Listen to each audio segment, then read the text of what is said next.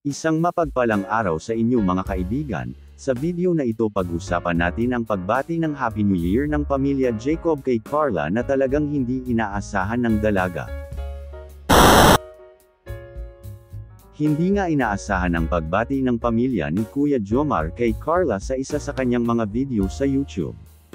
Gayunpaman ay sobrang saya nga ng mga fans ng Jomcar sa pagbati nila sa dalaga. Alam naman natin na marami nga ang nag-aabang sa muling pagkikita ni Carla at ang pamilya ni Kuya Jomar dahil ang tagal rin nilang hindi nagkita-kita.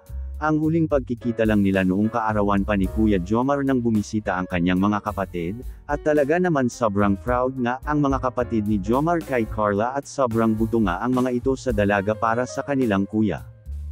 At ngayong bagong taon ay binati ng mga ito ang dalaga at ito po ang kanilang mensahe sa dalaga.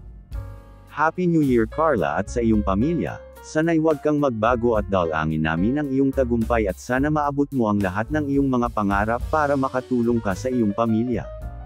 God bless from Jacob family. Yan po ang mensahe nila sa dalaga sa bagong taon. Nakakatuwa lang isipin na hindi nila nakakalimutan ang dalaga.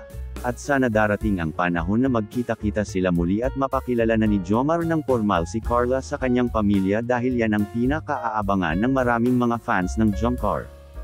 Siguradong sobrang saya ng dalaga dahil sa pagbati ng pamilya ni Jomar sa kanya, dahil alam naman natin kung gaano kabait si Carla at napaka-family oriented pa. Yan ang isa sa ugali ng dalaga na gustong-gusto ng pamilya ni Jomar sa kanya.